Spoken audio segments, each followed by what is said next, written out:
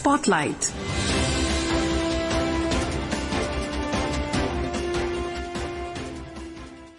Good evening, listeners. Welcome to today's Spotlight. I am Meghna Bose, and today we will be discussing about the Union Cabinet decisions. For this discussion, we have with us Mr. Ashok Tandon, political analyst. Mr. Tandon, welcome to Akashvani. Thank you. The Union Cabinet decisions were discussed in the Cabinet press briefing today that was held by the Minister of Information and Broadcasting, Ashwini Vaishnav. 6 major decisions which were approved by the Union Cabinet to boost India's infrastructure were taken, with some of the key decisions being the Jal Jeevan Mission 2.0, the declaration of Madurai International Airport, and several key railways and roadway projects. Mr. Tandon, my first question to you will be about the Jal Jeevan Mission 2.0. The Jal Jeevan Mission 2.0 shifts the focus from infrastructure creation to service delivery, water quality and long-term maintenance. It also has an increased allocation of 8.7 lakh crore. How significant is this integrated approach in ensuring the sustainability of the Jal Jeevan Mission?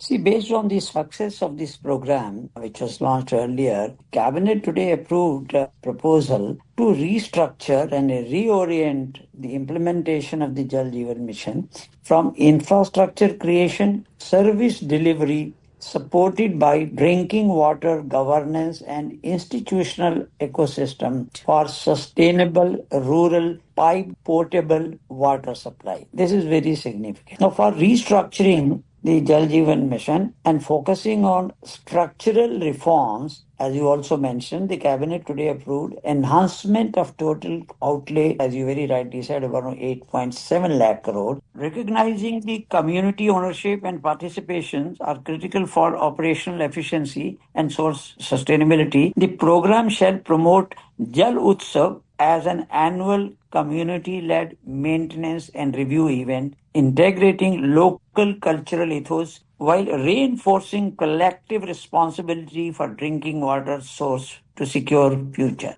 Before we move ahead, let's listen in to Ashwini Vaishnav as he talks about the Jal Jeevan Mission 2.0. इस जल जीवन mission का आज 2.0 version approve हुआ. 1.0 version इतना महत्वपूर्ण, महत्वाकांक्षी, इतना बड़ा प्रोजेक्ट था. करीब 13 करोड़ परिवारों तक पहुंचा नल से जल.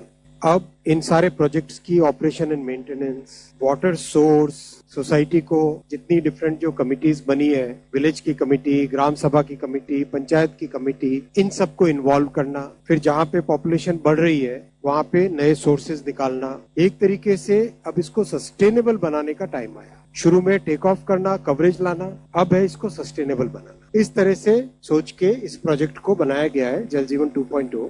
कंप्लीट इसका रीस्ट्रक्चरिंग कर रहे हैं, रीओरिएंटेशन कर रहे हैं. सारा फोकस इंफ्रा क्रिएशन से अब सर्विस डिलीवरी पे. Alright, sir. I want to shift focus to the Jal Jeevan Mission 1.0. Under the Jal Jeevan Mission 1.0, around 13 crore rural households received tap water connections. So, sir, what are the key achievements and lessons from the first phase that have shaped the priorities of the Jal Jeevan Mission 2.0? From the baseline of 3.23 crore, that is 17% rural households with tap water connections in 2019, so far more than 12.56 crore additional rural households have been provided with the tap water connection under the Jal Jeevan Mission. Now, at present, out of 19.36 crore rural households identified by the states and union territories in the country, around 15.80 crore, that is 81.61% households are reported to have tap water connection as of today.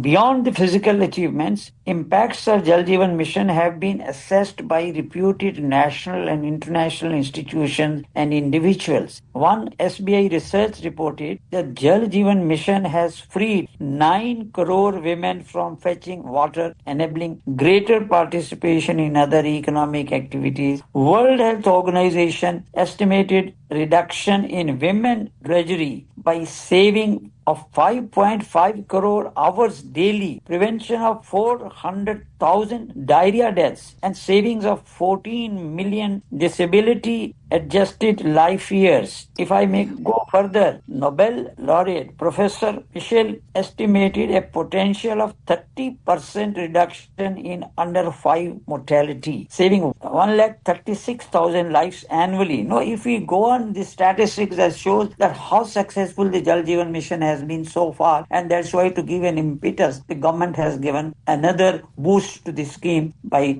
taking such important decision at today's cabinet meeting. The key feature of the Jal Jeevan Mission 2.0 is the involvement of village communities in operating and maintaining the water infrastructure. How effective can community-led governance be in ensuring long-term water management? Certainly. Now, as per today's decisions, now this JJM 2.0 would facilitate the certification of all Gram Panchayats as Har Ghar Jal. The JJM 2.0 also fosters the vision of Viksit Bharat by 2047 with assured 24/7 rural drinking water supply by shifting from infrastructure-centric approach to a citizen-centric, utility-based service delivery approach through structural reforms. Now, all these important ingredients go on to emphasize that there will be accountability and there will be certification so that there are no false statistics, there is no window dressing, and the grassroots level, the beneficiaries will definitely get the benefit of Jal Jeevan Mission at all levels.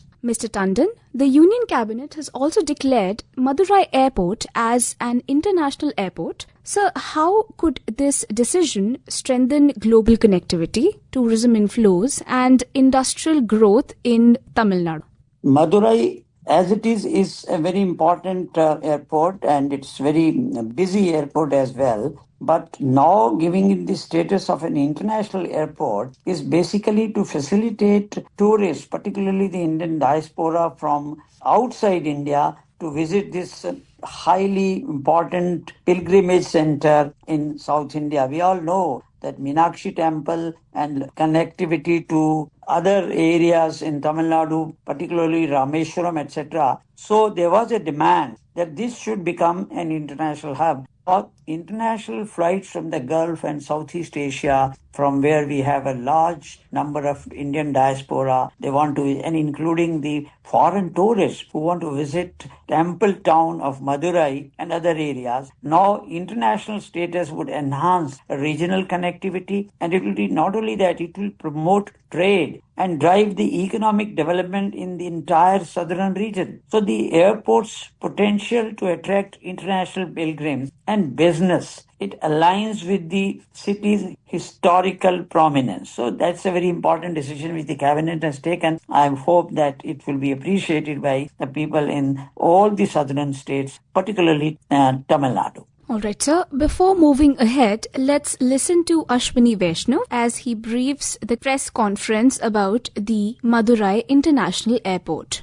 आज का दूसरा बड़ा फैसला है Madurai airport को international airport declare करना। तमिलनाडु में जो 3 सबसे बड़े शहर हैं, उसमें चेन्नई, कोयम्बतूर और मदुरई। मदुरई सांस्कृतिक केंद्र का बहुत पुराना शहर है और सांस्कृतिक केंद्र है, बहुत बड़ा एजुकेशनल हब है, बहुत बड़ा हेल्थ केयर का हब है और बहुत बड़ा रिलीजियस और कल्चरल श्रद्धा का एक बड़ा स्थान है। लोकेशन अगर हम देखें मदुरई की, तो आसपास बड़े शहरों के साथ मदुरई एयरपोर्ट का कनेक्टिविटी लगातार है।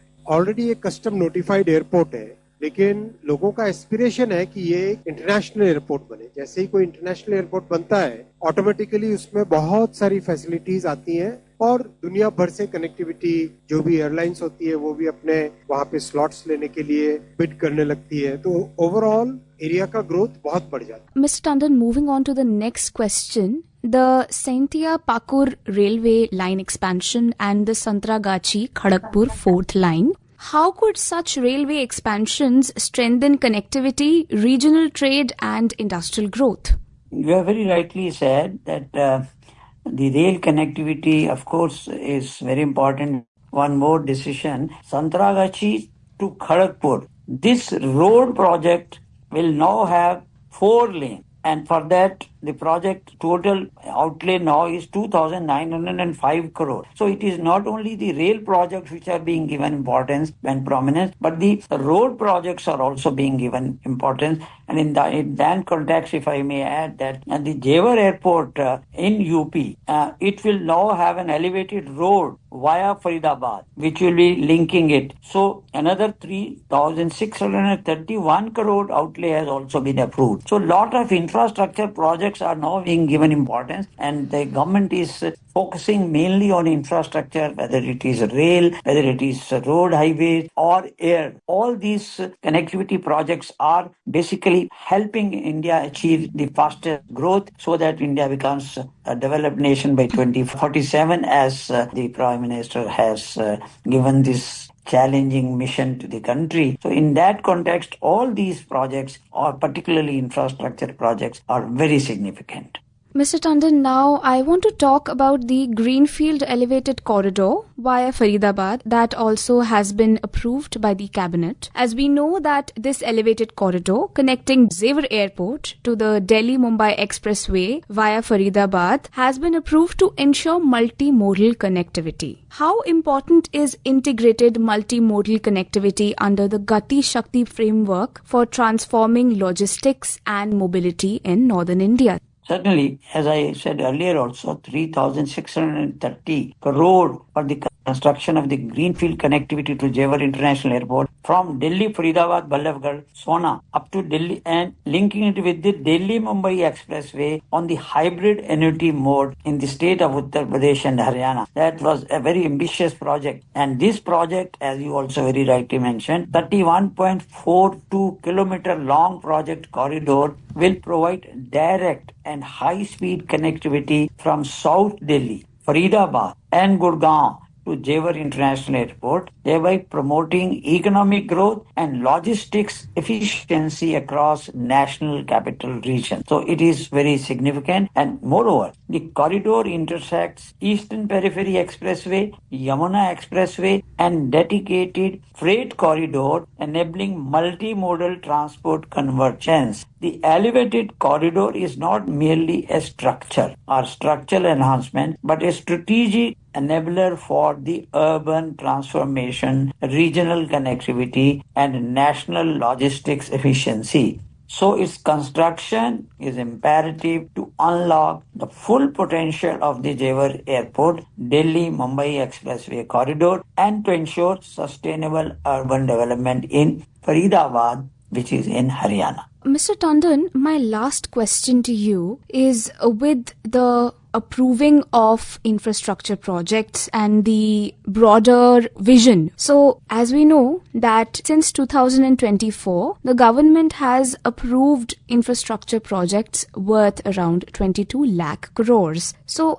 how crucial is sustained infrastructural development and investment in accelerating economic growth and helping India achieve the long-term vision of Viksit Bharat 2047? You know, all these projects which we have been discussing right now, they are in a way the lifelines. Now, if I talk of these corridors, they traverses the areas earmarked for high-density urban development and future infrastructure expansion. Now, if that takes place, it will certainly enhance the economic growth. And as a result of that, as we know, the foreign direct investment, when it comes, the first thing they ask about in India is the infrastructure. So if infrastructure is strong, it is efficient, and there is connectivity, then naturally the investors will come and India will certainly achieve its aim of becoming Viksit Bharat, our developed nation, by 2047. So that aim in mind, the Prime Minister for the last 12 years has been focusing mainly on the infrastructure development, particularly not only in urban areas but also in the rural areas, thereby connectivity. Pradhan Mantri's Sadak Gram Yojana. So it is linking rural areas to urban areas, and through the highways linking the interconnectivity between all the metropolitan cities, coastal areas, so that infrastructure becomes strong